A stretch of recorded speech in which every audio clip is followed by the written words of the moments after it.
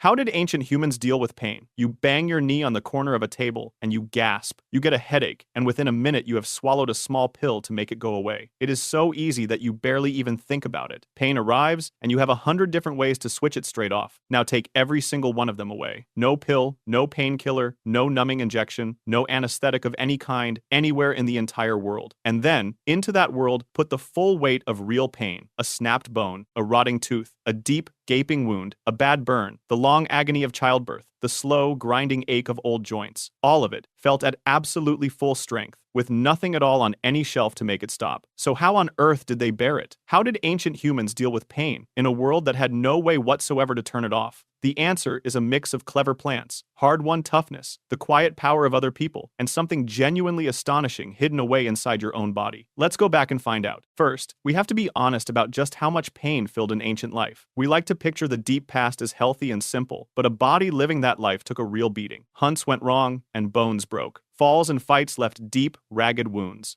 Fires burned skin, teeth rotted and abscessed. Childbirth, without any relief at all, was fierce and often dangerous, and anyone who lived long enough felt their joints slowly stiffen and ache with the passing years. Pain was not an occasional visitor in the ancient world. It was a constant companion, walking closely beside very nearly everyone, most of the time. But here is the first thing to really understand, and it is the strangest one of all. The single most powerful painkiller an ancient human had was not a plant or a potion or any kind of trick. It was built right into their own body, and it is built into yours as well at this very moment. Your body makes its own painkillers. When you are badly hurt, your brain can release a sudden flood of natural chemicals that are, in effect, its own homemade version of powerful pain medicine. They dull the agony, blunt the sharpest edges of it, and let you keep going at the very moment you most need to. You have felt a small taste of this yourself. It is why an athlete can finish the race on an injury they only really feel afterwards, and why people in serious accidents so often report feeling strangely little at the actual moment, with the real pain only arriving later. Think about why we would ever evolve such a thing. Picture an ancient human, gored or clawed by an animal, bleeding, but with the predator still close by in safety, a hard run away across open ground. A body that simply crumpled up in pain right there would die. A body that could flood itself with its own painkiller, numb the wound just enough, and run that body survive to see the next day. So every one of us is descended from people whose bodies were very, very good at switching off pain in an emergency. We all still carry that ancient survival system, sitting ready to fire the very instant we are badly hurt. On top of that raw biology, ancient people slowly built a deep and hard-won toolkit of plants. Because scattered all through the natural world are plants that genuinely do ease pain, and over countless generations of trial, of error, and of careful, patient watching, people managed to find a remarkable number of them. The most famous of them all is the willow tree. If you chew the bark of a willow,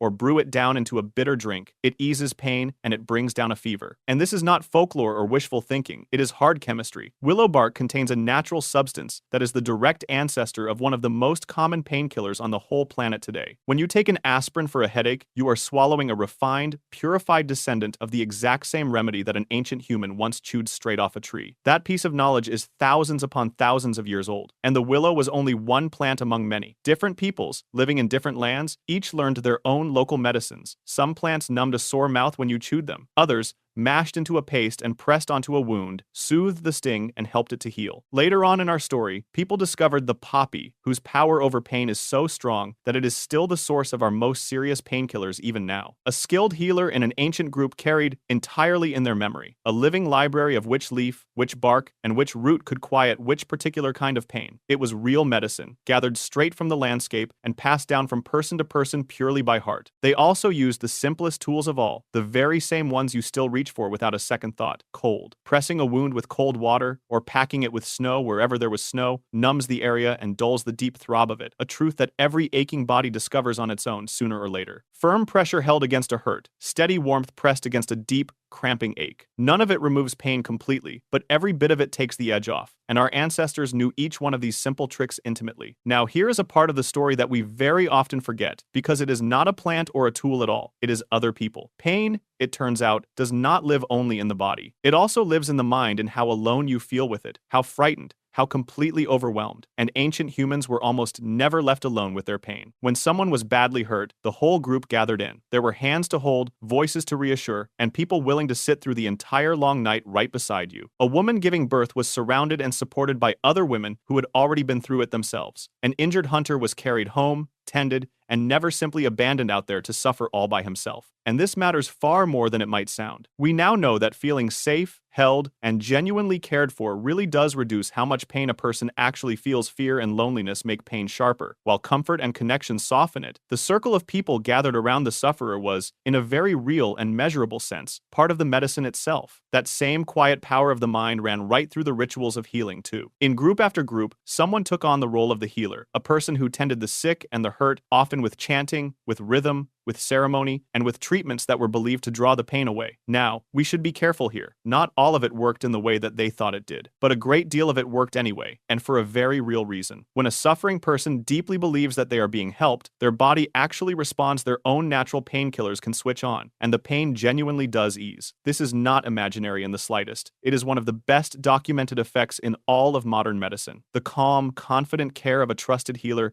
could ease real, physical pain, quite apart from whatever anyone involved believed was truly happening. And when there was no plant, no cold, and no ritual left to try, when a broken bone simply had to be set, or a deep wound cleaned out, or a ruined tooth pulled, then there was only endurance. And ancient people were, out of sheer hard necessity, astonishingly good at it. They braced themselves. They bit down hard on a thick piece of wood or a folded strip of leather. They breathed through it. They let others hold them down and still. And they got through it, because there was simply no other option available to them. A whole life full of hardship, with no escape hatch from pain anywhere in it, seems to have built a kind of toughness that is genuinely hard for us, with all our pills and our comforts, to even properly imagine. They were braver still than that, even. There is astonishing evidence that ancient people carried out real surgery, including the almost unbelievable act of cutting a hole directly into a living person's skull, an operation we have found preserved on skulls that are many thousands of years old. And the truly staggering part is this: the bone around the hole very often shows clear signs of healing, which means the person actually survived the operation and then lived on for years afterwards. Whatever it was that drove them to attempt something so extreme, perhaps to relieve pressure, or pain, or some injury, it tells you plainly that our ancestors were never passive in the face of their own suffering. They fought back against it, absolutely everything they had. There is one more thing that is well worth saying, and it quietly flips the whole story on its head. Pain, as much as we all hate it, is not actually the enemy. It is a warning system, and a truly brilliant one at that. The sheer agony of a broken leg is the exact thing that stops you from walking on it and wrecking it forever. The searing sting of a burn is what yanks your hand back out of the fire before it is destroyed. An ancient human who felt no pain at all would not have been lucky in the least. They would have been in constant, terrible danger, injuring themselves over and over without ever once knowing to stop. Their pain, as much as they surely hated it, was also busy keeping them alive. It was the body's loud, insistent voice saying, "Protect this, rest this, do not use this right now." And carefully listening to that voice was, quite simply, survival. So, put the whole thing together. Ancient humans faced kinds of pain that we can barely even imagine, with none of the easy medicines that we now take completely for granted. And they met that pain on every single front at once. They had a body that was built to flood itself with its own painkillers in a crisis. They had a deep, patient knowledge of the plants that soothe, including the very willow that would one day become your aspirin. They had cold and pressure and warmth.